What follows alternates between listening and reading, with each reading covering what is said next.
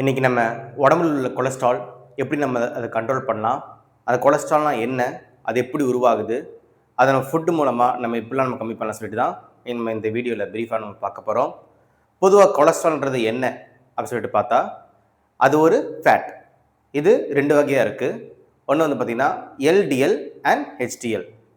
எல்டிஎல்னா low density lipoprotein, ஹெச்டிஎல்னா high density lipoprotein. அதாவது low density lipoprotein வந்து பார்த்தீங்கன்னா நம்ம பாடிக்கு அளவுக்கு அதிகமான தாக்கத்தை வந்து ஏற்படுத்தக்கூடியது. அதனால் இதை பேட் கொலஸ்ட்ரால்னு சொல்லி சொல்கிறாங்க, கெட்ட கொழுப்புன்னு சொல்லி சொல்கிறாங்க. ஹெச்டியில் வந்து பார்த்தீங்கன்னா பொதுவாக நம்ம பாடியில் நல்ல ஒரு மாற்றத்தை ஏற்படுத்தக்கூடியது. அப்படின்னா அது மீண்டும் சுத்திகரித்து நமக்கு ஒரு சக்தி கொடுக்கக்கூடியது. அதனால் இது குட் கொலஸ்ட்ரால் சொல்லி சொல்கிறாங்க. இந்த எல்டிஎல் நம்ம பேட் கொலஸ்ட்ரால் சொன்னோம்ல, இது ஏன் இது நம்ம பேட் கொலஸ்ட்ரால் அப்படின்னு நம்ம சொல்கிறோன்னா, பொதுவாக இது லோ டென்சிட்டியாக வந்து இருக்கிறனால வந்து பார்த்திங்கன்னா நம்மளுடைய ஆர்டரிஸ், அதாவது நம்ம ரத்த நாளங்களில் வந்து பார்த்திங்கன்னா இது அப்படியே படிஞ்சிடுது. இது அப்படியே படிஞ்சனால பிற்காலத்தில் அது பல்வேறு விதமான பாதிப்புகளை ஏற்படுத்துது.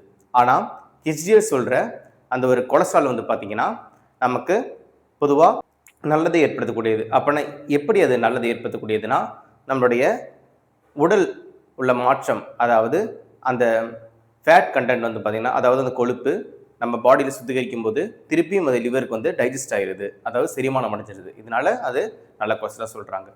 ஓகே, இந்த ஹெச்டிஎல் இருந்தால் உடம்புக்கு எந்த விதமான பிரச்சனையும் கிடையாது. ஆனால் நமக்கு எல்டிஎல் இருந்தால் நமக்கு பின்வரும் விளைவுகளை நம்ம சந்திக்க நேரிடும். அது என்னதுன்னா பார்த்தீங்கன்னா, பொதுவாக ரத்த கொதிப்பு, ஹைப்பர் டென்ஷன், அதுக்கப்புறம் ஹார்ட் அட்டாக், அதுக்கப்புறம் பார்த்தீங்கன்னா நம்மளுடைய உடம்பில் கொலஸ்ட்ரால் படிகிறது, atherosclerosis, fatty liver, myocardial infarction, ischaemic heart disease, அப்புறம் congestive cardio failure, congestive heart failure சொல்லிட்டு இந்த மாதிரி பல்வேறு வகையான டிசீஸில் நம்ம வரையறுக்கலாம். பொதுவாக ஹார்ட் டிசீஸு எல்லாமே இதில் அடங்கும். இப்போது இதை நம்ம எப்படி நம்ம சரிப்படுத்தலாம்? ஒவ்வொரு நாளும் இது அதிகரிச்சுட்டே போனால் நமக்கு ஆபத்தை வந்து விளைவிக்கக்கூடியது இந்த எல்டிஎல்.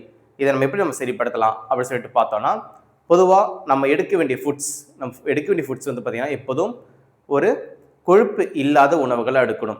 பொதுவாக அளவுக்கு அதிகமான இந்த கொழுப்பு இருக்கக்கூடிய இந்த பீஃப், அதுக்கப்புறம் வந்து பார்த்திங்கன்னா இந்த கோட், இந்த மாதிரி இருக்கிற இறைச்சி வகைகளை நம்ம தவிர்க்கலாம். இதுக்கு பதிலாக மீன்கள், முட்டை, இந்த மாதிரி சொல்லிட்டு நீங்கள் எடுப்பதன் மூலம் உங்களுக்கு கொழுப்பு சமநிலையில் இருக்கும். பொதுவாக மீன் வந்து பார்த்திங்கன்னா 0% ஃபேட் இருக்குது. அதனால் நீங்கள் மீனை சாப்பிடலாம். இதே போல் பால், நீங்கள் பாலையும் குடிக்கலாம். பால் பொதுவாக நமக்கு நன்மை பயக்கக்கூடியது. அதே போல் அளவுக்கு அதிகமான காய்கறிகள், நீர்க்காய்கறிகள் சொல்லப்போனால் முள்ளங்கி, கேரட், இந்த மாதிரி சொல்லிட்டு நீங்கள் வெள்ளரிக்காய், இந்த மாதிரி காய்கறிகளை நிறைய எடுக்கும்போது உங்களுக்கு அந்த ஃபேட் கண்டென்ட் வந்து கம்மியாகும். இதே போல் பச்சைப்பயிறு, பட்டாணி, கொண்டக்கடலை, கொள்ளு, இந்த மாதிரி நீங்கள் சாப்பிடுவது மூலமும் உங்களுக்கு ஃபேட் டெபாசிட் கம்மியாகலாம். அளவுக்கு அதிகமான எண்ணெய் உணவுகளை நீங்கள் தவிர்க்கப்படணும். இந்த எண்ணெய் உணவுகள் எதுக்காக அது சொல்கிறேன்னா, பொதுவாக இந்த எண்ணெய்கள் ஒரு டைம் யூஸ் பண்ண எண்ணெய்னா பரவாயில்ல, ஆனால் அது மீண்டும் யூஸ் பண்ணும்போது பார்த்திங்கன்னா அதோடைய டென்சிட்டி அதிகரிக்குது.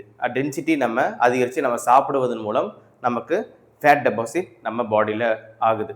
அளவுக்கு அதிகமான மைதா உணவுகள் நீங்கள் சாப்பிடும்போது மூலம் அது ஃபேட் டெபாசிட் பாடியில் ஆக வாய்ப்பு இருக்குது. அதே போல் குளிர்பானங்கள் பொதுவாக உடம்புக்கு ஒபிசிட்டி வந்து ஏற்படுத்தக்கூடியது. அதனால் குளிர்பானங்களும் தவிர்க்கப்பட வேண்டும். ஓகே, இதுக்குள்ள சிம்டம்ஸ், இதுக்குண்டான அறிகுறிகள், இந்த நோய் வந்துச்சுன்னா எப்பெல்லாம் இருக்கும் அப்படின்னு சொல்லிட்டு நம்ம பார்க்கும்போது, பொதுவாக உடல் சோர்வு அதிகமாக இருக்கும், ஜாயிண்ட் பெயின் அதிகமாக இருக்கும், அதாவது நம்மளுடைய எலும்புகள் இணைக்கூடிய பகுதி வந்து அளவுக்கு அதிகமான வலிகள் ஏற்படும். அதே மாதிரி மசில் ஸ்டிஃப்னஸ் வந்து இருக்கும், அதாவது தசை பிடிப்பு இருக்கும்.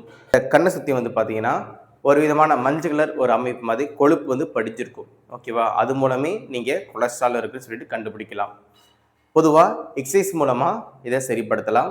அதே போல் நம்முடைய அன்றாட உணவு பழக்கங்களை மாற்றிக்கொள்வதன் மூலமும் இதை நாம் சரிப்படுத்தலாம். ஜீரகம், கருஞ்சீரகம், இந்த மாதிரி நீங்கள் தண்ணிகளை குடிப்பது நல்லது. அதே போல் பச்சை தண்ணி இல்லாமல் நீங்கள் சுடுதண்ணி குடிப்பதன் மூலமும் இதை நீங்கள் கட்டுப்படுத்தலாம். இந்த வீடியோ உங்களுக்கு பயனுள்ளதாக இருக்குமே நான் நம்புகிறேன். நன்றி.